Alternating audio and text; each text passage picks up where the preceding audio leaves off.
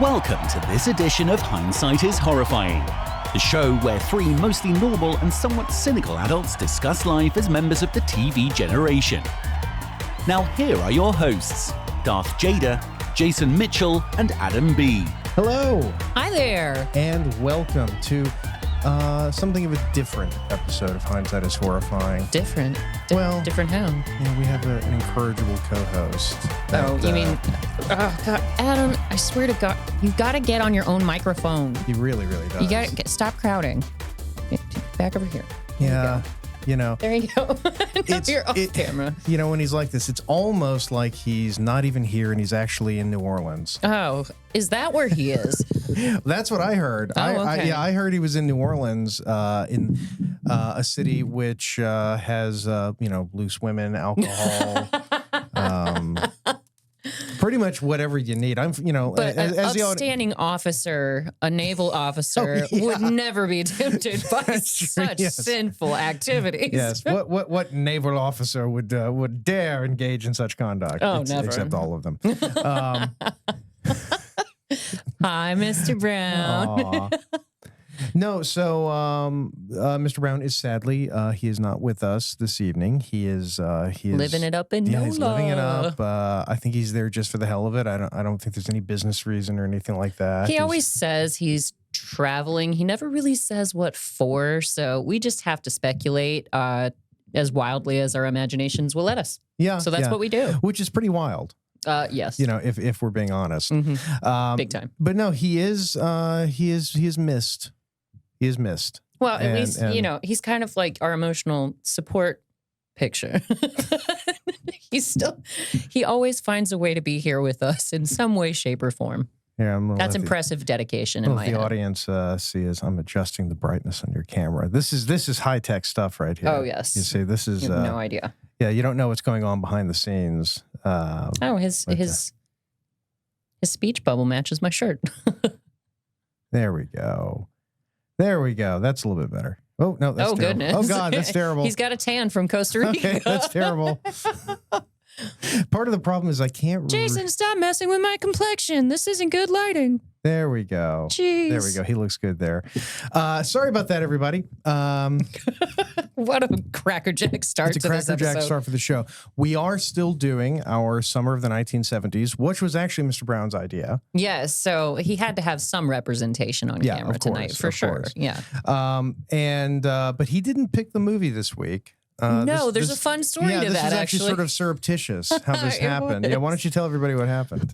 So, hindsighters, as you know at this point, Jason and I share about 99.999% of a brain. And the way that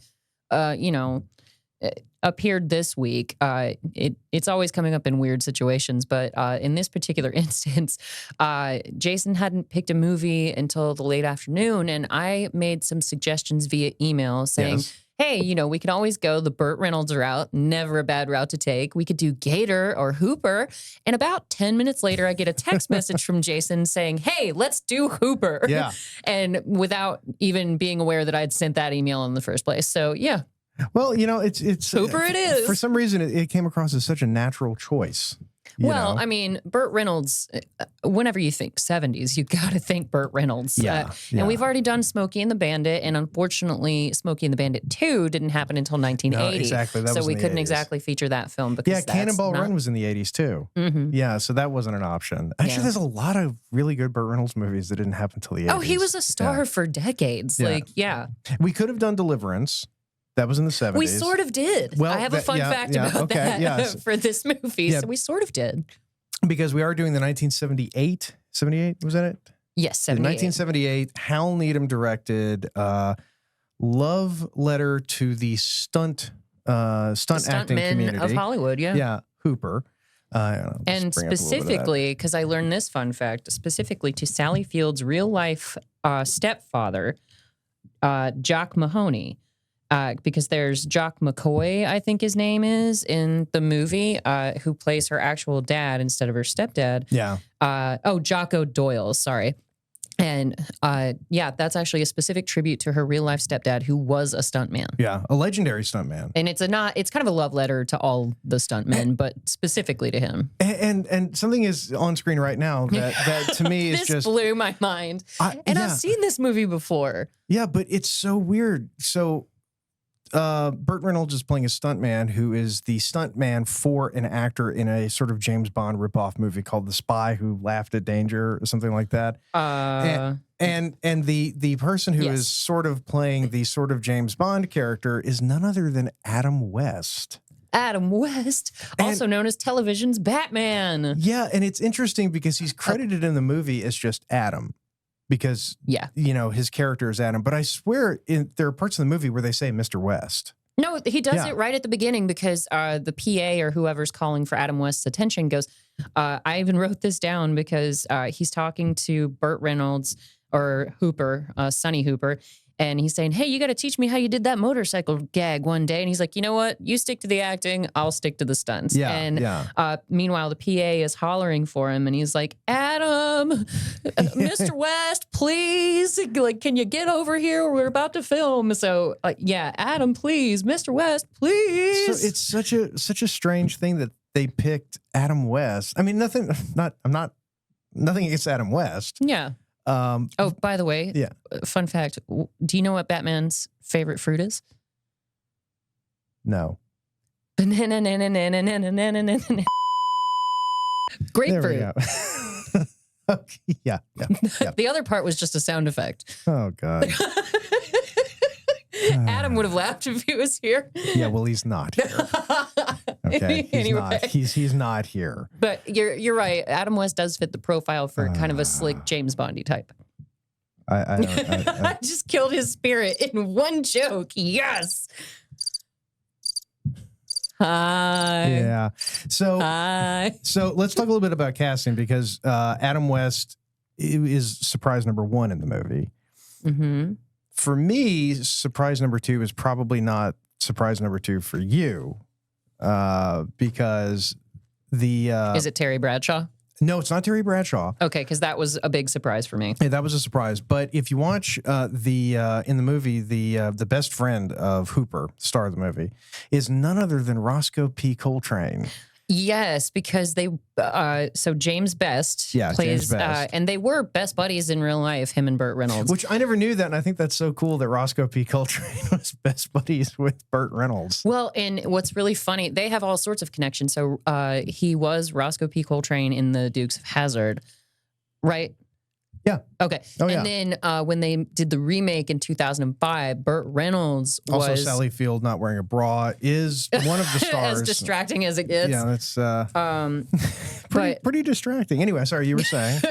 But Burt Reynolds actually played Boss Hogg in the remake of... Yeah, I read that, and I've never seen the remake because I have a life. It was when Jessica Simpson was in her heyday. They were like, hey, we've got to get somebody who will look really fantastic in sexy cutoffs. And Jessica Simpson definitely fit that bill back then. I don't know what she's doing these days. I thought there were laws against, like exploitation of the mentally disabled. Oh. I thought like you couldn't do that. Do you have to get somebody to sign off on that or something? Well, because I mean, she famously lost track of what kind of protein tuna is on her reality show, which is the only thing I even know about that. It was when she was married to Nick Lachey from 98 Degrees, and she was eating tuna out of a can. And she was confused because she was like, Nick, it says chicken on it. He was like, no, it says chicken of the sea on it. And she's like, but it's not chicken. What is it? Like, she was confused by the slogan on the tuna can. And how much money did she make? I know it's unfair that we're stuck in our dinky studio, and meanwhile she's like a multimillionaire. Life just isn't fair, Jason. I'm telling you, it really isn't. But before we fall down the casting rabbit hole, we do have to share the synopsis of this movie for those of you who haven't seen it.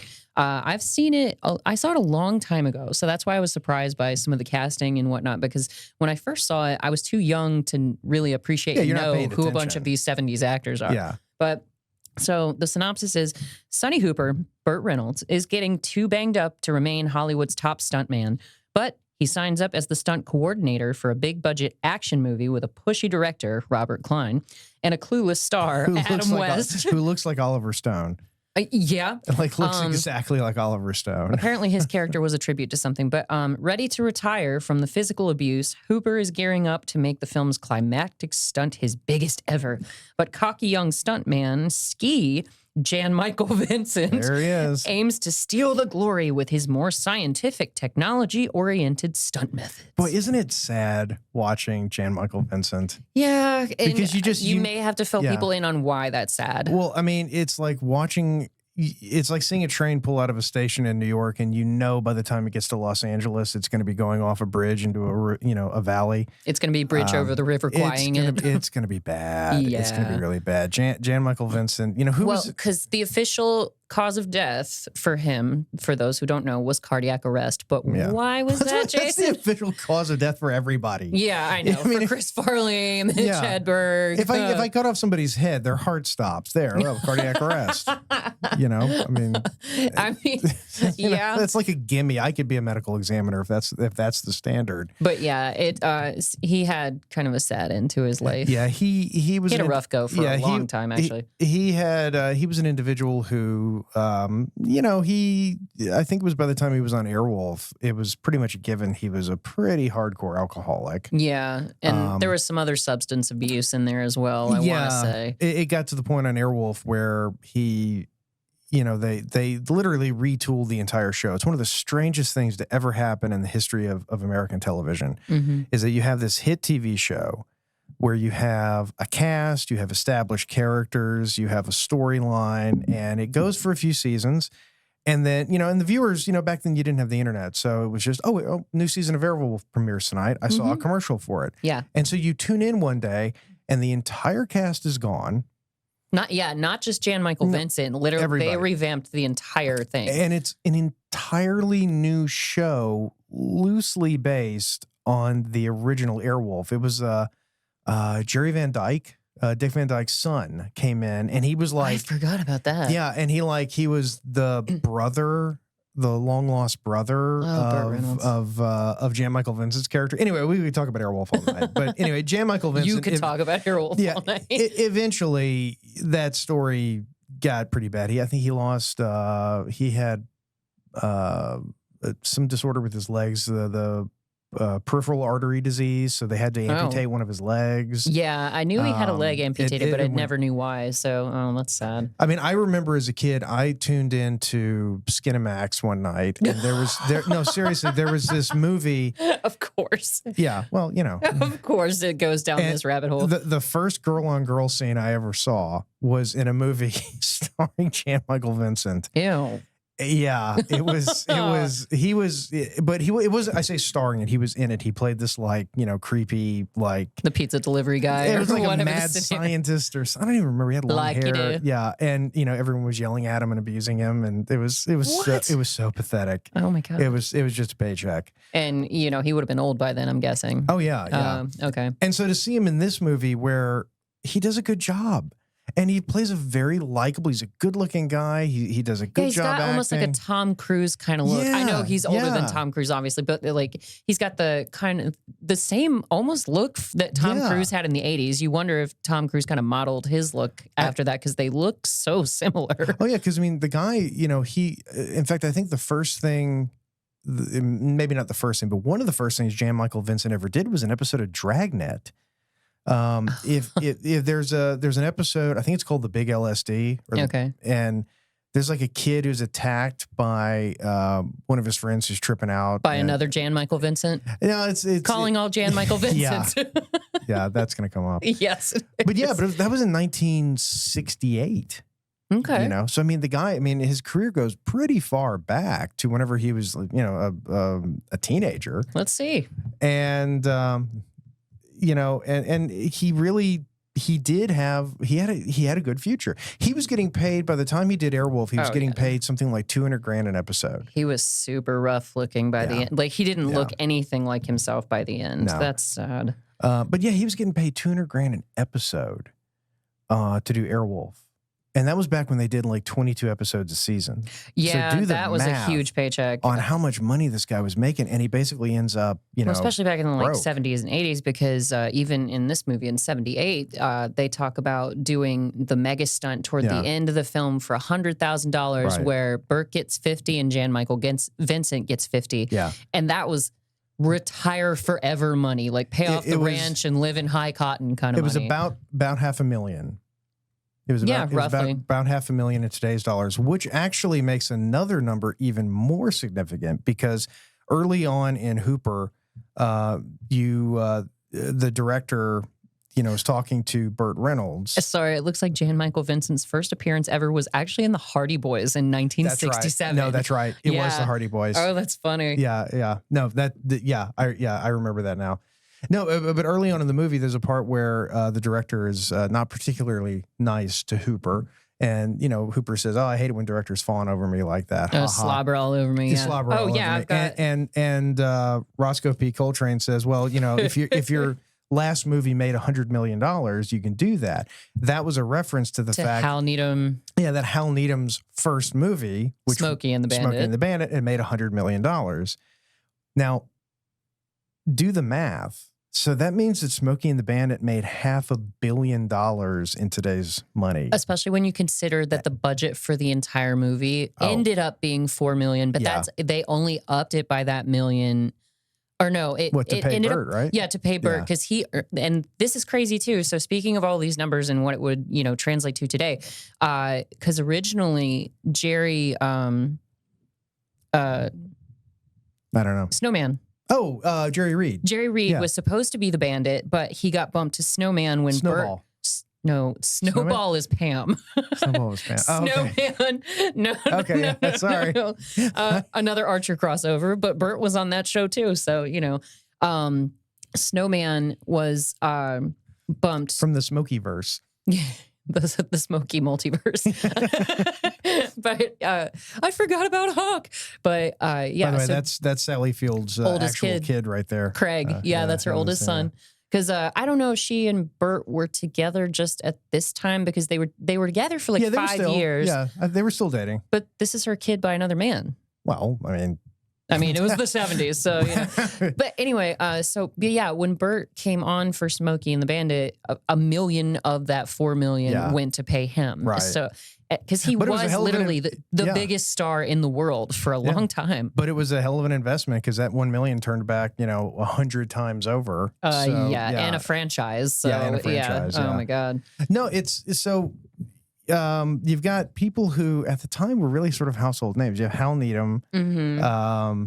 You've got Jerry. What are you handing me? Oh, Sally Field. Well, James Best. I mean, everyone back then knew who James Best was. Especially since he had appeared, another nod, in several Jimmy Stewart movies. Yeah. And he actually does an impression of Jimmy Stewart in this movie when, who is Burt Reynolds being? He's, they're just doing impressions. That's whenever he gets drugged up, right? When he gets the shot in his back. No, it's when they're on the set, they're in Sonny's trailer or whatever, and he's just sitting there like, oh yeah, well, Sonny, you know. It's pretty Brian funny. Keith. Yes. Who is not Keith David. Okay. So in my head, when I see Brian Keith. Very different people. Yeah, I know. But I actually, if you tell me that, it's a movie starring Keith David, I have to go, wait, no, was that Keith David or Brian Keith? He's the president of the motherfucking United States. I'm like, well, wait a minute, which one is that? And I thought, boy, oh my God, Keith David would have been great in this. And it would have been a very different movie. And who does he play? Not Keith David. He plays, the character's name is Jocko. Jocko. Is it Jocko in the movie? It's, I think he's billed toward the top. Yeah. I'm not sure. Jocko Doyle. Yeah, Jocko Doyle. Because the actual person was Jacko. It was, I think I just said it, or maybe I got them backwards. So Jock Mahoney is Sally Field's real life stepfather. And you know what? I'm going to take issue with, and I know I did this on our Smoking the Bandit episode, but I'm going to take issue with the guys at Family Guy, because you know what? Sally Field was cute as hell. Oh yeah. So we've talked about this joke before, but there's one of those random little asides on Family Guy where the bandit has given Stewie, he's hitched a ride with the bandit across the state or something, and Sally Field's in the passenger seat, and Stewie goes, "Oh, thanks, Bandit. Thanks. And good luck tapping that hot Sally Field ass." And Burt goes, "I'm not any happier about it than you," and speeds off. And it's just like, where did that seriously, come from? yeah. Sally Field Field's was cute. beautiful. Yeah. She was adorable. Yeah. And I the El Camino. Oh, Forrest, I'm just dying. The El Camino, the real star of the movie. Yeah. So the movie, the gist of it is, it's a story about, a person who's in profession, whatever. It really doesn't matter. You could be a profession cop. with a very limited shelf life. Yeah. And he's getting old and he's hurting a lot. The whole opening, the credit sequence of the movie is literally just Burt Reynolds putting on pads. Yeah. And getting ready to go out and do his job. Mm-hmm. And along comes the new kid who is played by J. Michael Vincent. And his character is Ski. I don't remember what his full name is, but Ski is, the Ski is to Burt Reynolds what Burt Reynolds was to his mentor, Jocko. Delmore Ski Shidsky. Yeah, Ski. Delmore.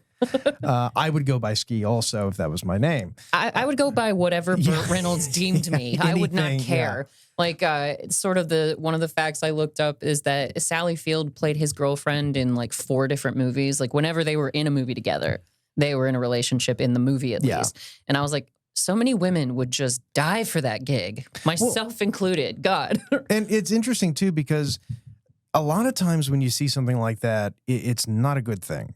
Like Clint Eastwood, there was a similar thing. He had a long-term relationship with Sandra Locke, the actress, who ruined like 5 of his movies. Yeah, but you can't say that about Burt and Sally. No, they were always magical together. Yeah, Sally was great. Sally Field was great, but it's interesting because it's the exact opposite of the Clint Eastwood Sandra Locke thing, because she really was not a very good actress. And I always appreciate it when actors can recognize that they shouldn't shoehorn in their significant other. Like sometimes they get stuck between a rock and a hard place and don't have much of a choice. But like with Charlie Bronson, didn't they give him the option to cast his wife in Death Wish? And he said no because he didn't want the hooligans sexually molesting her. He didn't want Jeff Goldblum, raping her. God damn it. That's just, I mean.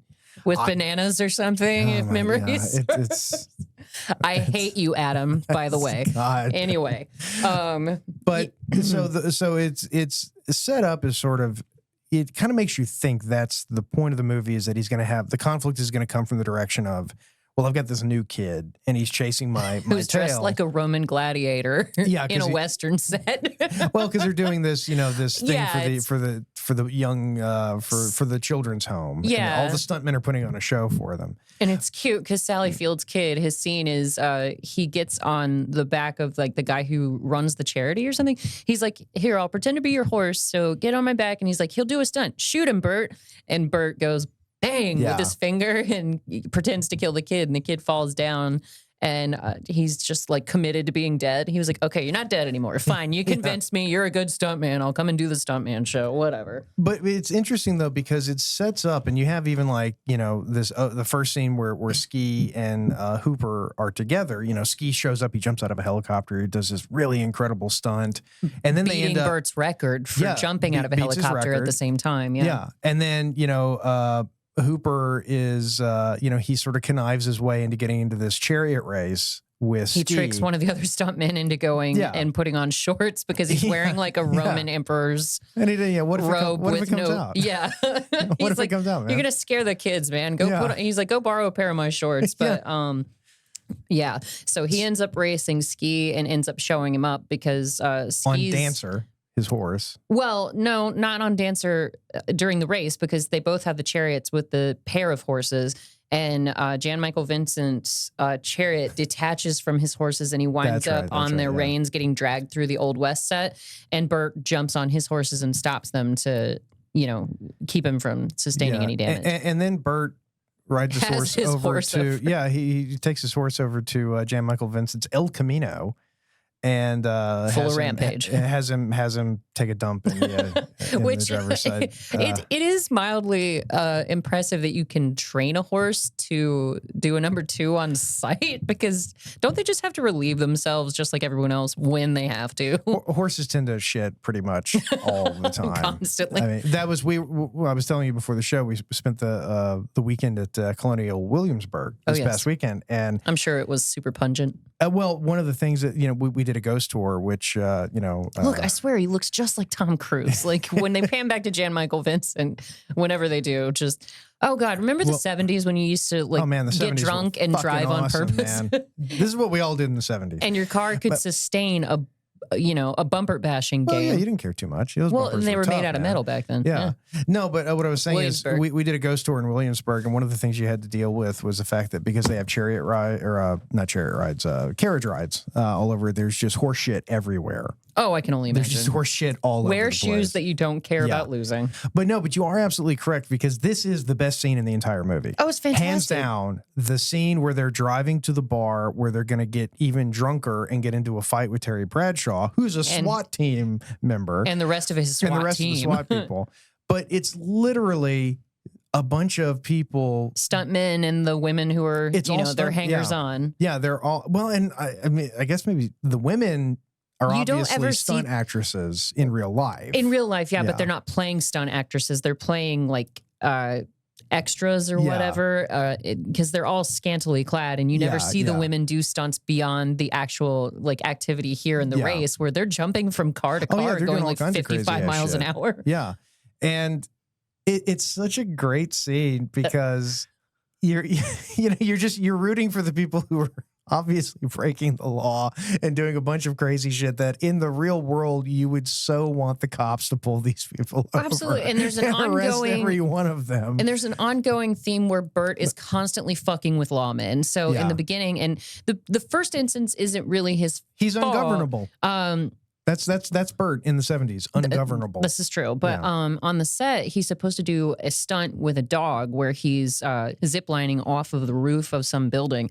And for whatever reason, the local sheriff or whatever is there enforcing the rights of the animal. He said he was the Humane Society, but he was in a uniform. Yeah, he's in a sheriff's uniform, and later he goes to try and arrest Burt and Jan Michael Vincent because they're publicly drunk again. And but was that the same guy? Yeah, it was the same guy. So it was kind of pointless. I didn't even realize that was the same guy. That's what I'm saying. It doesn't make any sense for that officer in particular to have been on that set trying to enforce the legal rights of the animal, or civil rights of the animal. But that was sort of the thing, in the 70s you could celebrate, grown ass men going out and doing shit that's just, physically harmful to others. But that was the thing. It was in the 70s. Do you know how many times I rode in the back of a pickup truck? Oh, about a billion. Even in the 90s, yeah, I did too. I mean, I rode in the back of a pickup truck. Because you and I were both born before the seatbelt law was enforced. Yeah, so nobody gave a crap or about even seatbelts. drafted. I remember my cousins and I climbing all over the back of my grandma's Mitsubishi, and then us suddenly feeling like she was a party pooper because we were like, oh, we have to sit down and wear our seatbelt, because when you're a kid, the seatbelt cuts uncomfortably across your neck or your chest, and it sucks.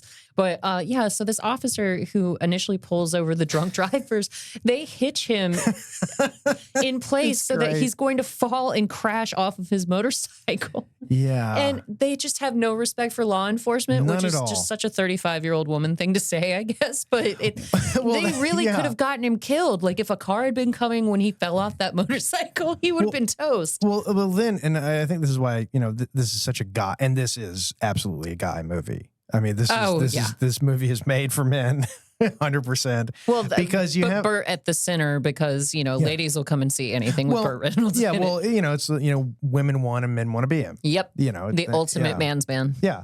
And so they end up at some kind of a honky-tonk, which, where Elvis / Elton John is entertaining on the piano. It's the 70s, man. He's got that. What part of California are they in? I have no idea. I mean, they're clearly... They might not be in... they were driving by the coast. I don't know. They're clearly near Hollywood in this actual movie, but the sets and stunts and stuff were all over the place. It's like Alabama. A lot of it was in Alabama. And because it was filmed on the old location, they called it Damnation Alley, which was a nod to another. That was a Jan Michael Vincent. Yeah, it was a Jan Michael Vincent movie that he was in. So that's a weird movie. The set where they do the mega stunt was actually called Damnation Alley, and then the Western stunt that they were doing the Stuntman charity show in was actually the set of Blazing Saddles. Yeah, Blazing Saddles. Yeah, because it was like a Universal backlot, wasn't it? Or Universal. Yeah, Universal. Yeah, I mean, it was where they filmed Blazing Saddles, but I'm trying to find it. Old Terry Bradshaw. He went to the same college as me. Did he really? Yeah, he's. Well, because I was about to say that's more of a Mr. Brown connection, but now I didn't know that y'all went to the same college, because didn't he play in Pennsylvania, where Mr. Brown's from? Terry Bradshaw was, it was always a thing that it was like, in the list of distinguished alumni, it was, do we mention Terry Bradshaw or not? Because God love him, he's not he probably couldn't tell you a lot about thermodynamics. I would tend to doubt it. Whatever. From what I heard, he was a nice guy. And he ended up playing in Cannonball Run, either the first or the second one. He was in Smokey and the Bandit 2. Smokey and the Bandit 2. Yeah, he was in Smokey and the Bandit 2. He played himself. As Terry Bradshaw. Yeah, he played himself. But I loved it. And when I say this is a man's movie, this scene is a perfect example of it. Because 100%. Because you have two groups of guys, they're at a bar, and they just start fucking with each other. Yep. And it's, we're going to get in a fight. Well, because Terry Bradshaw's upset with Jocko. Right, Jocko? They're making, the whole Jocko table. Doyle. Yeah, well, Jocko in particular is being too loud, and Terry Bradshaw can't hear the 50 cents worth of music that he put in the jukebox. So naturally, Burt's solution to that, when confronted by Terry Bradshaw, is to put on his stunt helmet and crash his head into the jukebox to retrieve the 50 cents. Yeah. What a strategy. It must have been bad being an insurance agent in the 70s. You definitely didn't want to insure any honky-tonks, because they must have just gotten destroyed, 3 times a week. Well, the girls that bartend there even allude to it, or like the owners or whatever, because they're like, well, guess we're not getting any profits again tonight. Like when the fight breaks out and the whole bar gets destroyed. Yeah. And they're just not upset about it. They just take it in stride. What's great, what I absolutely love though, is that they have the two groups of people. They get into this fight. They're fucking with each other. Yeah. They start throwing punches. They start hitting each other with beer bottles. They're throwing furniture at each other. They're doing all this stuff, beating the shit out of everyone. It's literally designed. It's a fight designed for stuntmen. Yeah, exactly. Because Burt Reynolds used to be a stuntman. Hal Needham was a stuntman. Like everybody in this movie has some Terry affiliation. Bradshaw is an NFL player. So, it's designed for people who take hits professionally. Yeah, getting hit. It's Terry Bradshaw. You can hit him in the head. It's really not going to do much. Oh, and before we leave the Wild West thing. Well, no, what I was going to say, though, is but at the end, they all get thrown through the window and they end up laughing about it and shaking hands. And they're all like, impressed with each other for how they got, the crap beat out of them.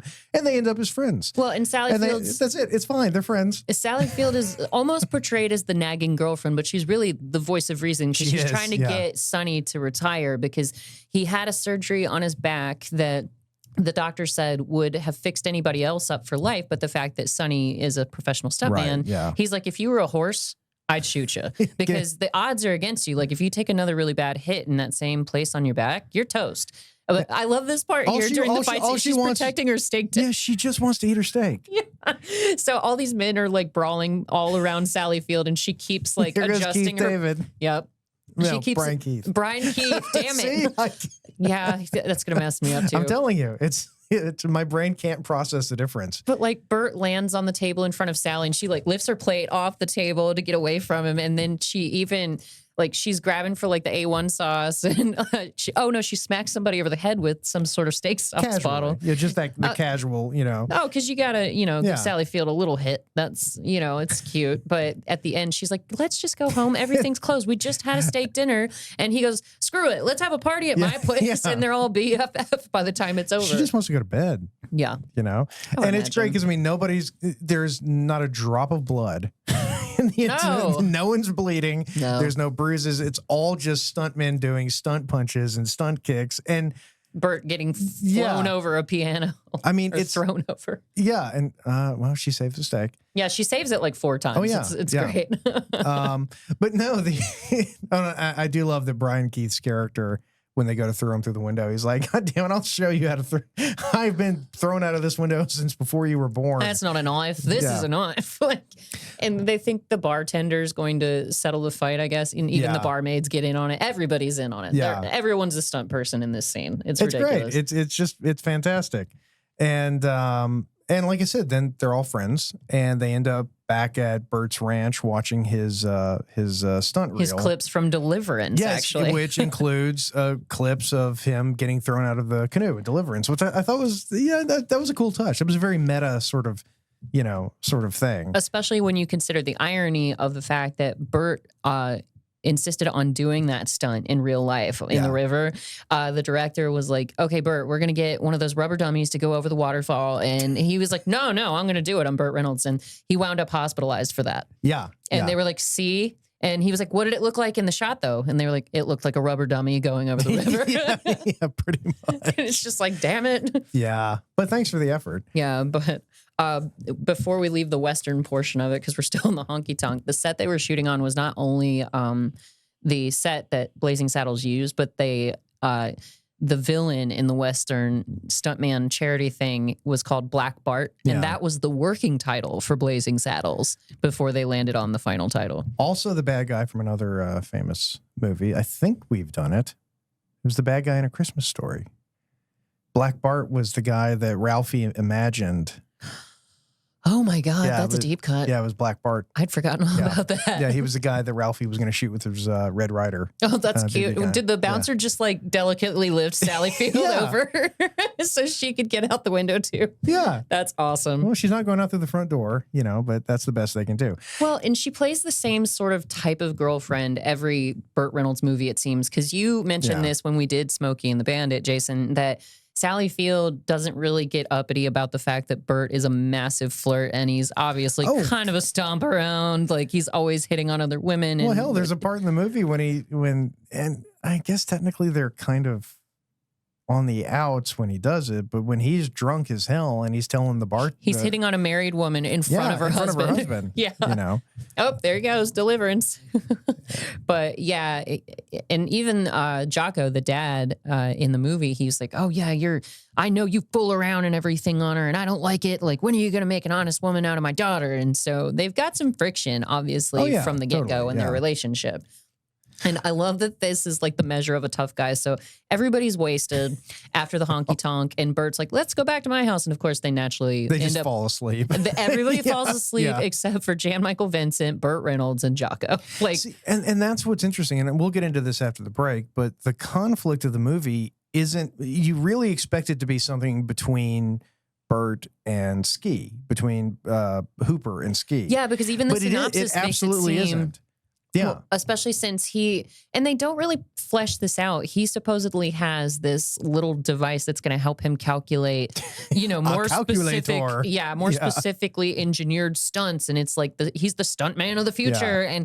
But that kind of fizzles because he and Burt become like, they become thieves. Yeah, they become, I mean, it immediately, not immediately, but pretty much definitely mirrors the relationship that Hooper and Jocko have. Yes. Whenever Hooper was young, or whenever Jocko was young. Because they say how Jocko was like the king of the stuntmen, and, Hooper clearly came along and dethroned him. Yeah. And he's still a stuntman and acting in Hollywood, but it's not to the same capacity. He's not the #1 golden boy. Yeah. Jocko reminds me of my dad in this movie.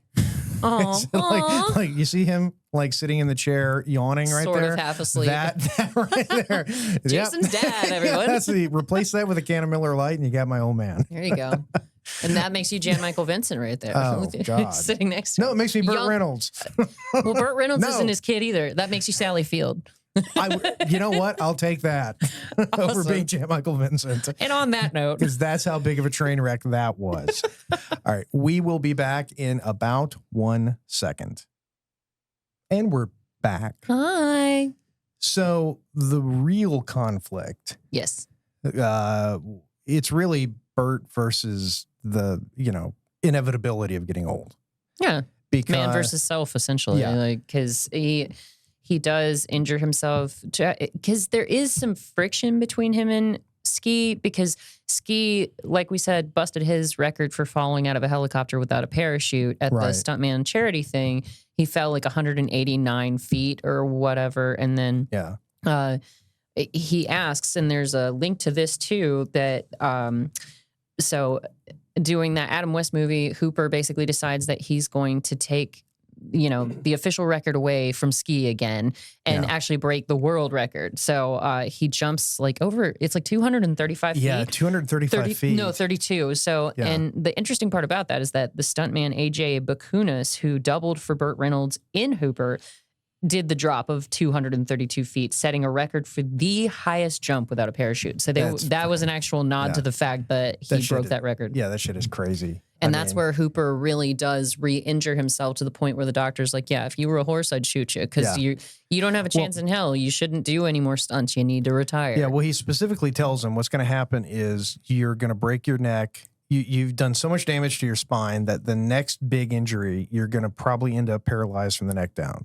And he keeps like referring back to his penis. Yeah, well, like any dude would, because the doctor's like, yeah, even your ding dong won't work. He's like, well, if my ding dong don't work, I don't want to live anyway. So, he's a classy guy, Sonny Hooper, and he's also faced with sort of a reminder of where all of this is going because Jocko has a stroke. Yes, and that's kind of his hard dose of reality. Yeah, that's what makes it sit in. Well, that was a bit of a mislead because Tony, the short like PA guy, the dwarf. Yeah. Oh, and it's funny because Burt keeps making fun of him for being so short. I need you to give me a step ladder, so you can climb up on it and kiss my ass. So there's a conflict between the scriptwriter and the director, and the scriptwriter has to. He gets fired or like storms out. And so the director's like, okay, now I'm rewriting the whole movie. And now we have to have the biggest stunt that was ever made. Yeah. And they determine that the jump is going to be insanely long, like double what 350 feet or something like that. That they're going to jump a car over a ravine. Yeah. So the record, they determined that they need a rocket car to do it in the first place. And, the rocket car record is 187 feet, and the necessary length for the Damnation Alley stunt is 325 feet. Yeah. And so they were like, oh, you need the right, amount of pressure. You need the rocket. You need this. And it's a two-man job. It's okay, I've got a calculator. Yeah, basically. And it's Jan Michael Vincent's idea, so Hooper's loath to back down. And so he demands, okay, if we're doing something this dangerous and really setting that big of a record, I want to make $100,000, 50 for Ski and 50 for me. And when Tony, at the behest of the director, goes to convince Hooper to lower his fee for the stunt, he lures Tony into his car and he's like, oh, it's just another car jump, you say, huh? And he jumps the car off like a little hill. It's not a big deal for him, but it scares the living shit out of the PA. And he's like, no, never mind. You'll get your $100,000. You'll get it. But that... they crash, and then next you see Sally Field just all dismayed and covering her face in a hospital hallway. So you think something really bad has happened to Hooper. Well, see, no, whenever I saw it, I thought that Jocko had died. No, see, I thought I thought that's where that was going. I thought they were going to make it a Hooper thing, but then Jocko's the one who had the stroke, and the way he phrases it is that he's like, yeah, now the rest of my years, Hoop, I'm just going to sit around waiting for something to heal. That's no way to live. And so that really throws into sharp perspective the fact that Burt does need to retire from the stuntman game. Well, I mean, it's one of those things where you imagine what it must be like to be involved in a profession that you literally, okay, you better make your money, because if you don't, there's an expiration date. Oh yeah. Well, and he runs right into that. Mm-hmm. And it's to the point where he's being, less than honest with Sally Field, because when she's upset about her dad having the stroke, he's like, listen, I've got one big stunt left to do. I'm going to make, it's my last one. Enough to pay off the ranch. It's going to be high cotton money. And then we're going to be sitting pretty, you and me. Yeah. It's great. And, but he doesn't tell her just how dangerous the stunt is. It's not until that $100K fee comes around to bite him in the ass, because his buddy gets fired. Cully gets fired from the set. Roscoe P. Coltrane. Yes. Yeah. Cully gets fired from the set to accommodate that steep expense of the stunt that he and Jan Michael Vincent are going to do. Yeah. And Cully gets drunk on Burt's tequila and then lets it slip just how dangerous the stunt is. And that's where the big conflict between him and Sally Field pops up. Which I almost, it was weird because when I saw that, I almost thought, did Cully do that? Was that sort of a weird way of him just trying to save Burt's life or save Hooper's life? I think so, because they're like best pals. if I can get Sally Field to be really pissed off, and she finds out about he'll it, be mad at me for a while, but it's worth it. Look, I was drunk. In this world with this group of friends, we understand. Sometimes you get drunk and something happens, so you're not going to hold it against him forever, right? And even when he is, I mean, I think that's part of the reason he got wasted, along with the fact that he knew Hooper was going to wind up hitting him, and it probably wouldn't have hurt as bad when he did. Yeah, I mean, that's what he said. If he had been mad, it would have hurt more. Yeah, that's true. And But I see, and it's interesting too, because it's like they fire him, and I almost got the impression that it was like they fired him not to save money, but like to get back at Hooper. Like, fine, you strong armed us into. Well, probably it's kind of a dick swinging contest, because he did kind of threaten the PA guy with that craziness on the set. And is Adam West in the movie at all from this point on? I don't think he is. He's like gone from the movie now. After they did that second James Bondy kind of stunt, I think he disappears because there's no call for him anymore. No, he's in the scene where Jan Michael Vincent does the rappelling, down the side of the building. No, wait, he's not even in that, is he? If he is, it's very, very briefly. If he is, he's like got a ski mask on or something. Yeah, it's something like that. I don't know. And I do think it's kind of cool that they have Adam West, like he has a mustache and his hair is done in a way, because he's got to look a little bit like Hooper to make it make sense that Hooper is the stuntman, which is backwards, actor. Considering the stuntman usually has to look like the actor. They made the lead actor look like the stuntman. That's hilarious. And that look, actually, he kept that look for a while. In fact, in his, I believe, Oscar-nominated performance for in Zombie Nightmare. I think that was nominated for an Oscar. I mean, didn't it win like 4 for Best Picture, Best Score, Best Leading Man? Well, the leading man was John Micklethor. So, who did the music also. Basically, it's the same it wasn't movie. Hans Zimmer? No, it wasn't Hans Zimmer. It was going to be Hans Zimmer, but then they opted for John Micklethor. But speaking of that, just 70s Burt look, and the fact that Sean Connery looked identical to Burt Reynolds in Zardoz. It was a very 70s look, but hot take, Burt Reynolds, infinitely sexier than Sean Connery. Sorry, ladies. I just angered like half the population. I mean, I don't really have a dog in this fight, but if I had to choose which one I would rather look like, it would be Burt Reynolds. Yeah. Yeah, it would absolutely be Burt Reynolds. Oh, well, and personality-wise, too, he just seems like hitting on the bartender, or the barmaid. The barmaid, yeah.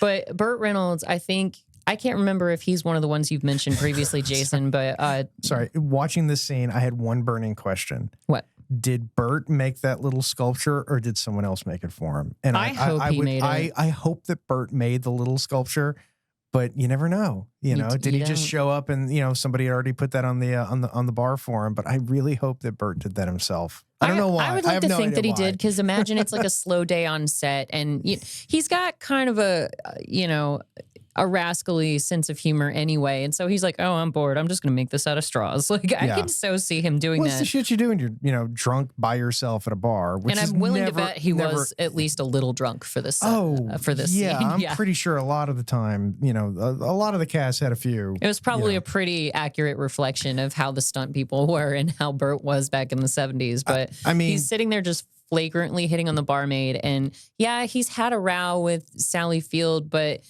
his first instinct when he goes to the bar is, hey, barmaid, why don't you and I go somewhere and jump each other's bones? And then she's like, well, first, there's this reason. And then second, my husband's kind of right there. Yeah. And I love how they just find the whole situation so amusing. Well, it's like you said, in their crew, that you get drunk, you say something stupid, you do something stupid, but then it's just forgiven. He was drunk. He didn't mean it. Yeah, because the husband comes up and he's like, all right, I know that if you're hammered enough to be hitting on my lady right in front of me, it's time for me to call you a cab. So that I'm was not it. a cab. I'm not a cab. Yeah, but so he's sort of facing, he's facing the, the getting drunkenly falls off his stool. ass. And he's dealing with the fact that he can either continue to sort of fight this this losing battle against time and lose Sally Field, or he cannot and keep Sally Field, but he ends up choosing to go ahead and do the stunt. And in his head, Sally... Well, they kind of strong arm him into doing it. So what ends up happening is that he does back out because he's got the big tiff with Sally Field. And then the producer on the picture, who's played by John Marley, his name is Max Burns in the movie. Max sides with Burt when they go up against the director, and he's like, it's just a stunt. No stunt is worth any man's life. And then the studio puts the screws to the producer, and he's like, Hooper, you can walk away from this. I can't. Like, if I get fired off of this, or if this gets wrecked, I'm never going to work in this town again. Yeah. And at first they make fun of that because that's kind of the threat in Hollywood, where, I'll make it so you never make another picture. Yeah. You'll never work again. But then he faces that reality, and instead of getting Max fired, Hooper laments and, says he's sorry. And he's like, okay, I'll do the stunt. Sorry. Yeah. And so he ends up being the second person in the car, like taking care of the actual rocket device that they need to make the jump. Yeah. The device, the car they use to make the jump on Damnation Alley. It requires one person to operate the engine, the rocket engine. So Ski. And Burt's on the rocket, and then Ski's driving the car. Yeah. And it's really, it's interesting because even Burt's horse respects his right to get laid. Well, yeah, of course. But I mean, Burt's horse drinks beer. Yeah, that's true. We didn't mention that. He comes home and Sally Field brings Dancer a beer. Coors, and I love that it's Coors. Call back to he Smokey and the Bandit. He just got back from the other side of the Mississippi. Yeah. Well, that's the funny thing is that they're supposedly in California and they're all drinking Coors. So apparently it wasn't that hard to get it. No. It was hard to get it in the east, that's right. not the west. They had to go west of the Mississippi and bring it back to the east side. Yeah. The boys are thirsty in Atlanta. Get it together. Sorry. No, but it's funny. Have you ever seen Oliver Stone? Yes. Young Oliver Stone. That was actually a nod to some specific director. He was actually based on, I'll have to find him.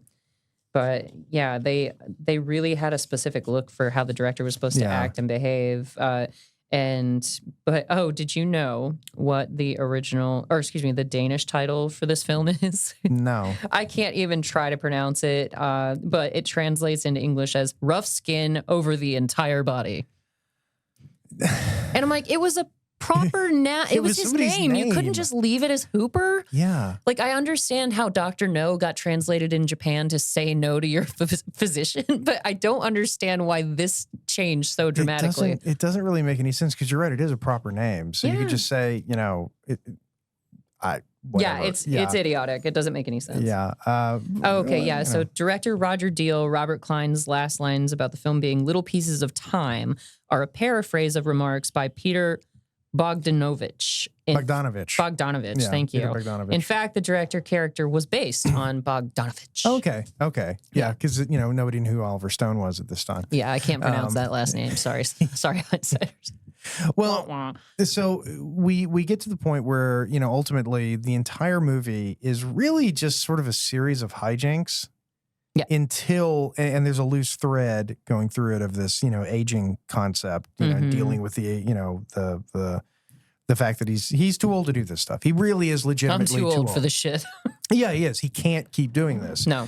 And so he wants to go out with. And it's not even that he's too old. It's simply that he's injured himself. Yeah, like he's too piecemeal. Yeah. So it's I'm going to go out with the crowning achievement of my career.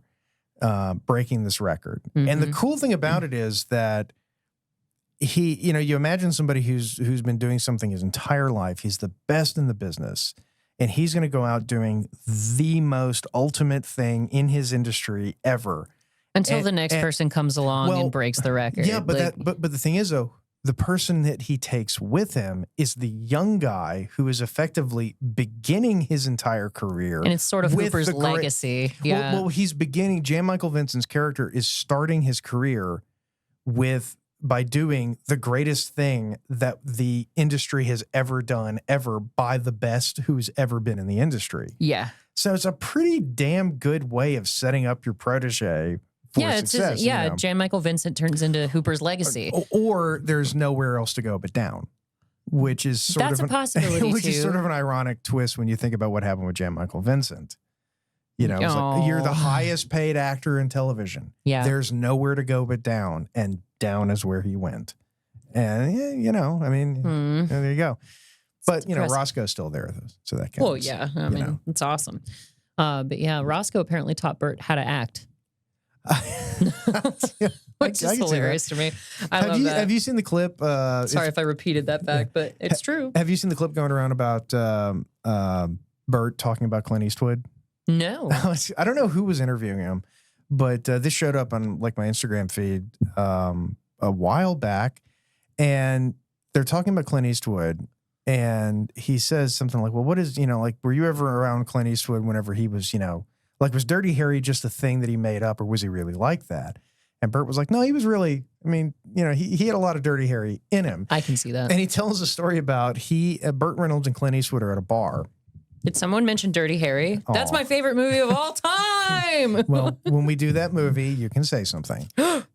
I would love that. So no, they're out drinking at a bar somewhere, and this woman goes up to Clint Eastwood and she starts talking to him, and she ends up pouring her drink on Clint Eastwood. What? Why? And Eastwood just goes full Dirty Harry, and he takes her, he hauls her outside, hails a taxi, opens the back door of the taxi, throws the woman in the back of the taxi, closes the door, hands the driver $100, and says, take her somewhere. Oh my God. I was afraid that was going to end so much worse. No, like he was going to slap her or something. Yeah, he might have hit her. He definitely roughed her around. He definitely roughed her up. So then he comes back in the bar and he goes, who the hell brought her? And Burt Reynolds says, everybody's just sort of looking down. Nobody brought her. And, you know, then Eastwood sits back down next to Burt Reynolds and he's like, Burt, do you think that was a little bit too much? See, that makes me think he didn't hurt her, like just maybe dragged her out. You know. No, because clearly that question was designed for him to trap somebody into admitting that they did bring her, so that is the person he could punch. But they all knew that, and they weren't falling for it. I've never seen her before in my life. Oh, fun fact. So Burt's working out in this scene, and guess what? He's wearing a Florida State University shirt, and that's his alma mater. Yep. He was a star quarterback.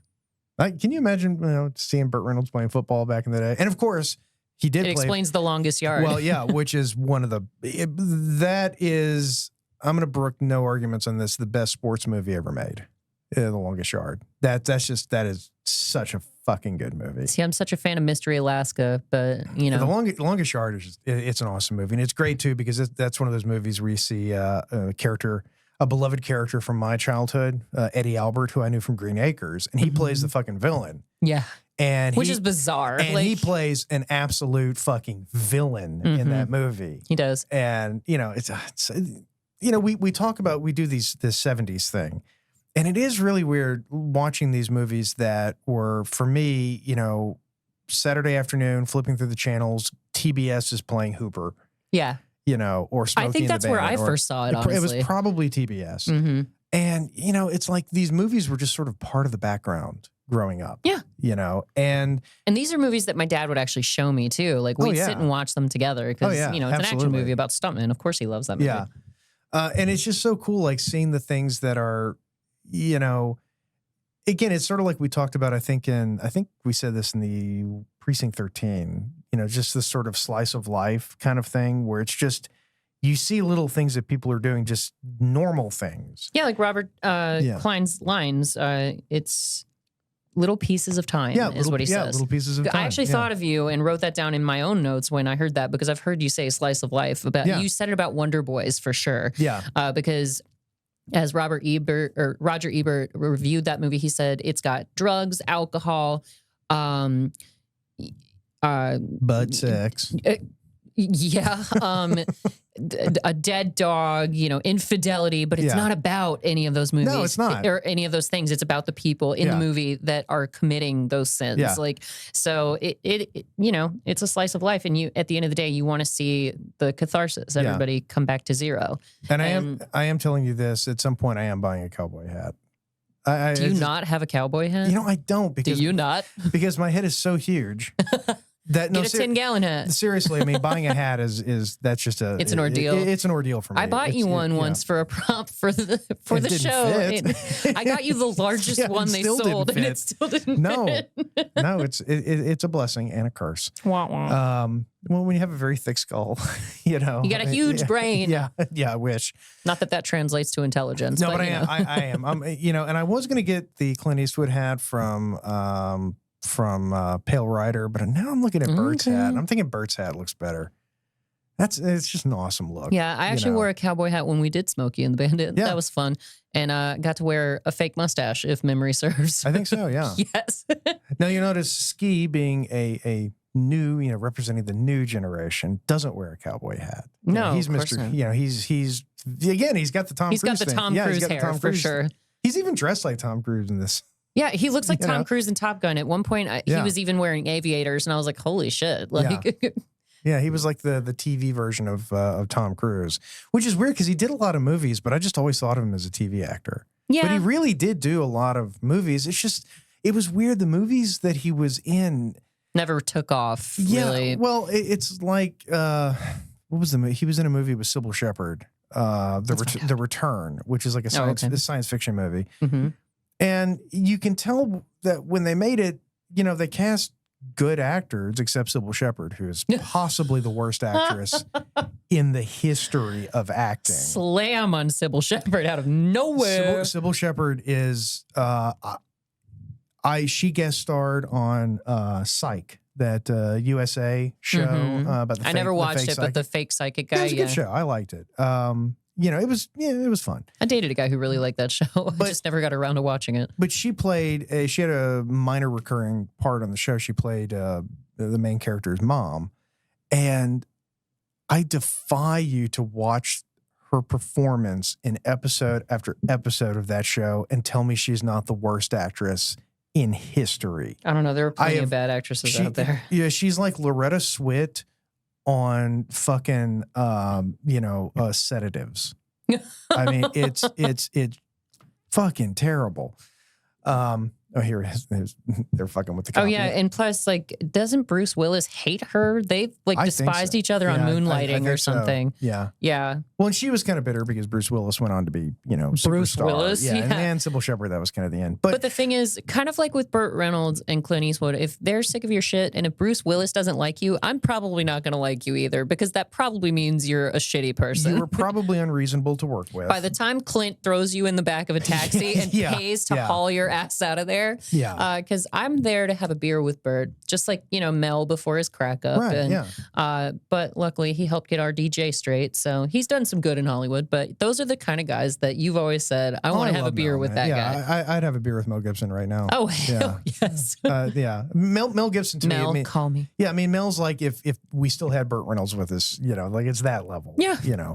But what I was saying, though, with Jan Michael Vincent, it was like you look at a person whose career is almost defined by just picking the wrong projects, because in movie after movie, it's like he does a good job. And he's a good actor, but the movies are so forgettable. Well, unfortunately, Burt had a really rough streak of that happening too. Which movie did you say it was where he was like, it wasn't 80s? just one, but yeah. But what movie in particular where he was like, yep, that was the one where I lost the fans?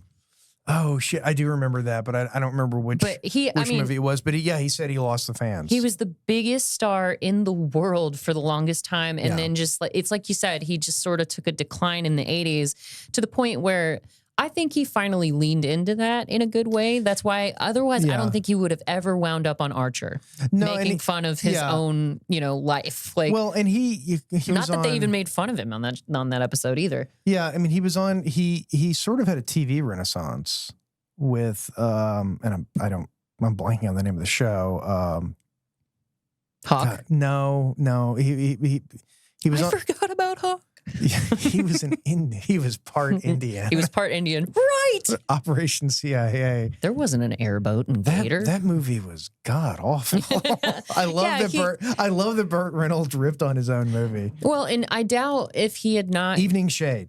Evening Shade was the name I of the didn't even know series. about that one. Yeah, no, and so he sort of had a TV renaissance. Well, and I probably wouldn't have been introduced to him as early in life as I was if that had not happened to him, because I don't really see 1978 Burt Reynolds doing a kids movie where he's playing Charlie B. Barkin, Right, like in All Dogs Go to Heaven. That was what was available, even though Dom DeLuise was in it. Yeah, and Boogie Nights was a big part of his renaissance too, because that Boogie Nights introduced an entirely new generation, a whole new audience to Burt Reynolds. Yeah.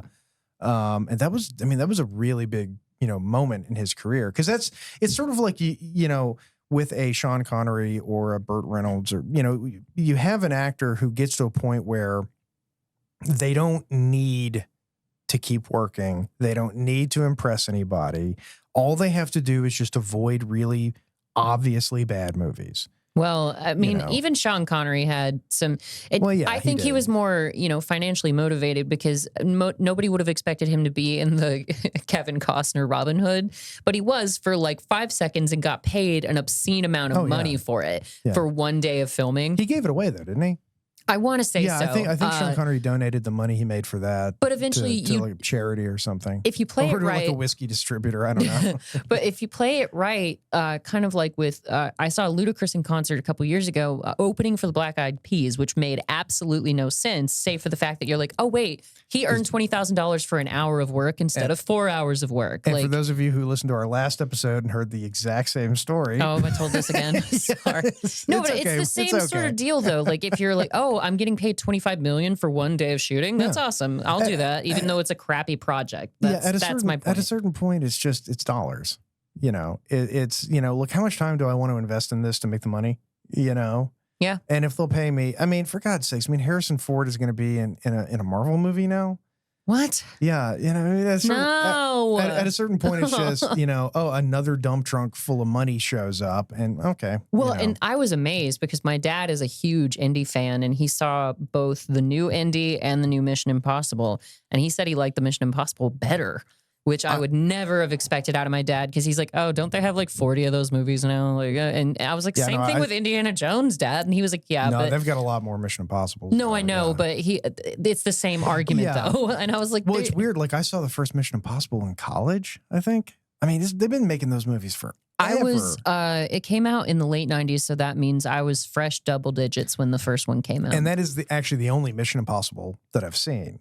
The first one? I saw the first one, and that was the only one I saw. The latest one was actually pretty cool, even though it was literally like, hey, let's see what crazy thing we can get Tom to do next. Or what crazy thing does he want to do next? Well, which is sort of what we're watching right now. Yeah, but at least this is poking fun and like giving a clear and like actual factual image of what life is like for a stuntman. Yeah. Even though it's, told with kind of a facetious tone, there's still a threat of death in this. Oh, yeah, absolutely.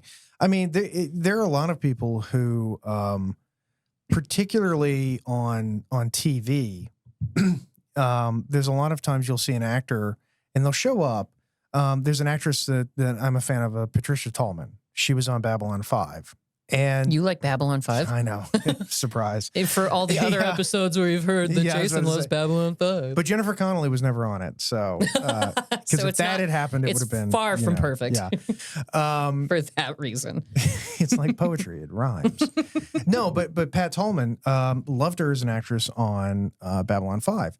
But 90% of her career she's a stunt woman.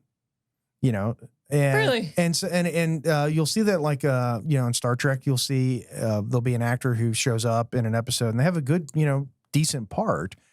and you never see him again. And you think, oh, whatever happened to that one actor who did that one good job? And as it turns out, they're stunt performers. Especially because stunt performers, as the industry evolved, they actually had to develop some acting skill, because the closer you get to the actor, I mean, they do have to look remarkably like the person that they're emulating. And like it used to be, if you can do that, if you can look like an actor and be a stunt performer, you're Tom Cruise. You've got a job for life. Yeah. Well, Indy, so Harrison Ford actually wrote we're at the climax of the movie. He wrote an autograph to his stuntman from Indiana Jones, and he said, whatever the guy's name was, like, "Hey, Steve, if you ever learn to talk, I'm in huge trouble." Yeah. So to your point, like if stuntmen like had the same level of acting skills, I mean, just like Burt Reynolds, he did a ton of his own stunts. Not all of them by any stretch of the imagination, but such an interesting scene, because they get to the point where they're going to do the huge 350-foot jump, and J. Michael Vincent, who's got that squinty eye, he almost has a Clint Eastwood vibe. In this little bit, yeah. And I'm not going to do it. The car's not going to make it. It's not worth my life. It's not worth my life. And Burt basically convinces him, yeah, it is. He's like, your life totally is worth your life. His exact line is something like, your life is worth $50,000. And there it goes. Yeah. Because it's so funny that Burt is his own worst enemy in this entire scenario, because he has the common sense to even take his star power out of the equation so that even Ski isn't going to be able to risk his life. He's doing the really, the big guy, decision, and that's great. Yeah. But then, it becomes such a situation for him. Like the whole movie's going to shut down. Both of his friends are going to lose their jobs. Like he does get kind of strong armed into it, and he's like, "No, your life is worth $50,000. Let's do this." And he does. And we have this moment where it's, oh my God, Burt Reynolds is going to die. You think he's like comatose in the passenger seat. Yeah. And of course, he does his Burt Reynolds laugh. Yeah, he's fine. For like the 90th time in this particular movie too. No, interesting though, going back to the stuntman thing and the career for life, LJ actually, his parents used to go to a church in I think they were in Rockwall, Texas. Where is this going? And one of the people who went to the church was the Chuck Norris's stunt double from he was Chuck Norris doesn't have a stunt double. Chuck Norris, I hate to tell people he has a stunt double. Imagine how tough that motherfucker is. Seriously. The guy that when Chuck Norris says, no, it's not worth it, that guy steps in. That's who really killed all the dinosaurs. Yeah. That's the guy who really, on the day he was born, drove his mother home from the hospital. When Alexander Graham... That one I've never heard. When Alexander Graham Bell invented the telephone, he already had 2 missed calls from Chuck Norris. Jan Michael Vincent wears Chuck Norris pajamas. Yeah. But no, he was if he was Chuck Norris's stunt double in Walker, Texas Ranger, he was, I'm sure he was a stunt double for other movies also. Do you know what a career though. Yeah. Like you're a stunt actor who bears enough of a resemblance to Chuck Norris that you just go and you do all the stunts in all of his movies. Do you know who's playing the new Walker, Texas Ranger on the revamp? I didn't know they were doing a revamp. You want to know who's Walker? Jared Padalecki. Oh. No, which is a great choice, but you brought him up in House on Haunted Hill because Adam was talking to you about The Boys. Okay, I hate to say this, and all you Supernatural fans, don't yell at me. I did watch a lot of it. And I watched a fair bit of it for a while until I got tired of it. Well, there's too much of a repeat. Like was Jared Padalecki Padalecki. Was he which one was he? He's Sam. So which one was he? The tall one. Long of the hair, two brothers, long hair. Yeah. So he's Walker. What's fun? Yeah, he's Walker. Oh no, the other one. You were thinking about Jensen Ackles because Adam was talking to you about The Boys, and you were like, Jared Padalecki, and then we brought him up again on House on Haunted Hill because you thought House of Wax was like you were like, there's a Paris Hilton remake. But anyway, I digress. Jensen Ackles. If he was going to be Walker, Texas Ranger, no, it's Jared, not Jensen. Because what's funny about that is that Jared Padalecki, most women know him from Gilmore Girls because he was Rory's first boyfriend, Dean, and then he was on Supernatural where his brother's name is Dean. Huh. Yeah, so it's all crisscross. Okay. Yeah. So Jensen Ackles is Dean on Supernatural, and Jared Padalecki is Dean on Gilmore Girls. Okay. Yeah. If it was the other way around, I would actually think, "Oh, that sounds good. I would watch that." But, I don't know. I think it's a pretty good choice. He wears the Stetson really well. I think not as well as Timothy Oliphant, but Well, I mean, you're stepping into the shoes of Chuck Norris. Yeah, those are rather large shoes to fill. I just Burt just broke the fourth wall. Does he do that in every one of his movies? He breaks the fourth wall in like every movie. Okay, I thought so because I remember him doing it. He does in it like Smokey 3 times in this movie. Yeah, he just did it twice, just there toward the end. So there, yeah. the director pulls him aside, thinking that he's being the bigger man, and he's like, I'm a big enough guy to recognize when I should say I'm sorry. So I'm sorry, Hooper. This really was a risk of your life. And Hooper's like, no hard feelings, and he decks the director in the face, but not before he stares at the camera. Yeah. And in Smokey and the Bandit, it's when he's in the car and he looks out the window. Yeah. Winks at the audience. I mean, it's a great, and tears out. See, and there's certain actors that could do that. Like if Sean Connery did that, it wouldn't work. No.